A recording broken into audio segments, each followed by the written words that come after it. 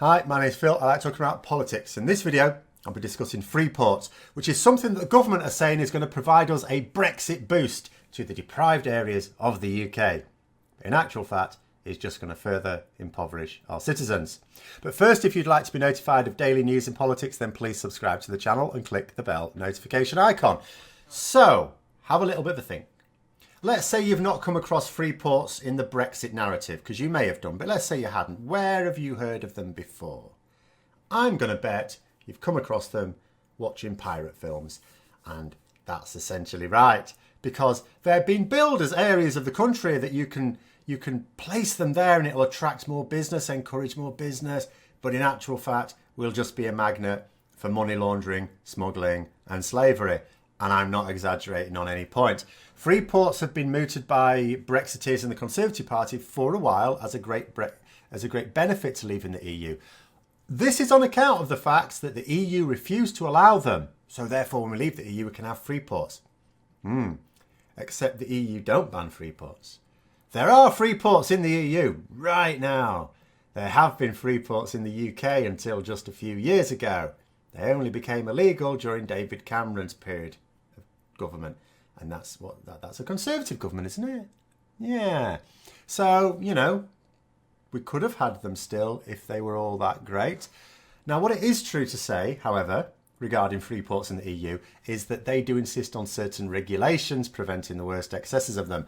Because where you don't have much regulation, they are a very attractive place to launder money without people snooping into your business. They also function as a very effective tax haven, as duties are not really paid there in any serious sense, because the idea is that goods come into a free port and they don't pay duty and until they enter the marketplace of that country. So let's say it's the UK free port, comes into there. If any goods then go out of the free port into the UK, then they should pay taxes there. They should pay their duties there. But you could just say they've been shipped off somewhere else and then there's no duty to be paid. If your systems aren't very robust, then the paperwork may not be there to stop people using it for smuggling. Essentially, these areas exist outside of the normal customs laws of that host country. It's not quite a Wild West, other laws still apply, but customs laws different. And because, other taxes can be lower as well. So you can have corporation tax very low. That's quite common for free ports around the world. And because you're essentially creating areas where taxes are not paid and corporation tax will be lower than normal, things like that, what you're actually doing is just reducing the amount of money that is being paid in tax. That's all you're doing. You're not creating more business. You're just reducing the tax burden on companies. What does that mean? Less money in the Treasury means that we have even less money for the already dwindling public services in the UK, especially England and Wales, which are much more dependent on Westminster for deciding what gets spent. So, and obviously, most especially England, which gets no separate say itself. So why would any country want to have them? Well, if we sidestep the obvious reasons of corruption and tax avoidance, the theory is that it boosts the economy of that region with the extra business it would attract. And it will inevitably attract extra business. There's no doubt about that. You set up a free port, the government's planning on setting up to 10 of them. In deprived coastal areas, it will definitely attract more business. Yes. And they'll say, this would be good, more jobs and all the rest of it, and it'll regenerate the area. So, would that happen in Britain? No. How do I know that? A little something the government said. So, the government was quoted by The Guardian as saying there would be measures to reduce the cost of hiring workers working in free port sites.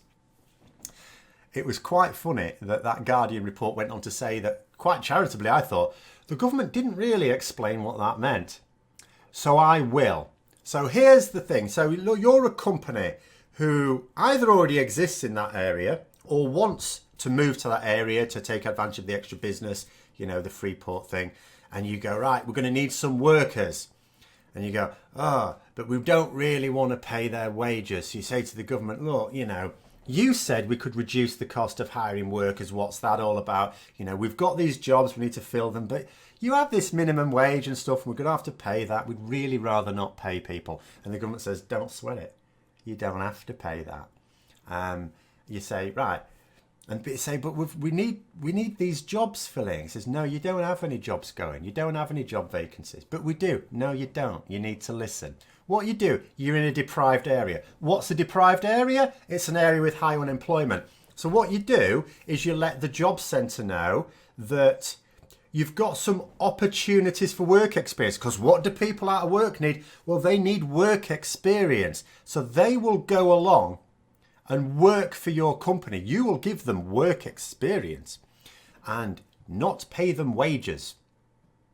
And that is how it will work. And that's the principle. And they sell this to people, and you'll have people, perfectly reasonable people, go, well, yeah, if you're unemployed, it is useful. You need to get yourself into a routine. The work experience is good. You get references so you can get a real job. But there are no real jobs because you've got companies like this who have job vacancies, but they don't. Let's say you've got 6 job vacancies. You say you don't have any, but you tell the job centre that you've got 6 places for work experience. They then send you people who are not getting paid other than their benefits, which is way less than minimum wage. That company's not paying anything. We are. That company is not paying the wages, which also means it's not paying the taxes. It's not paying like employers' national insurance or anything like that. So less money going into the treasury, more money coming out of the treasury because those people are being paid benefits. So we, the taxpayer, lose out because we're paying for those people to do that job. And also, those people who are doing that job are not being paid the minimum wage, so they're not getting a living wage, and they're still having to be classed as unemployed when they're doing they're doing an honest day's work, but not for that honest day's pay. That's basically slavery. And David Cameron tried it. He called it the big society. Boris Johnson's calling it free ports. But he'll claim it's boosting it because he'll say, oh, look, all these extra work. But there'll be no extra work. There'll be less extra work because other companies will cotton onto it. And they'll go, when people go, they'll go, oh, we don't need to advertise that position because it's a deprived area, high unemployment. We'll just say we've got some work experience opportunities. So money laundering, smuggling and slavery will be the results of these free ports. As Labour noted, there is no evidence that these things ever bring benefits to their local populations or boost the economy nationally. And that's dead right. It's like austerity. It's the sort of thing you can make sound plausible to the average citizen.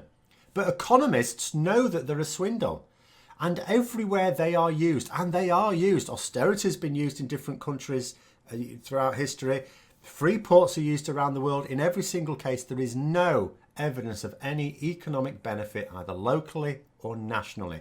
These things only benefit the wealthy. That's all. So I hope you found the video interesting. If you did, don't forget to click the like button. If you'd like to subscribe to the channel, please do that as well. And if you'd like to support the channel further, please also click the Patreon link for details. And until next time, I'll see you later.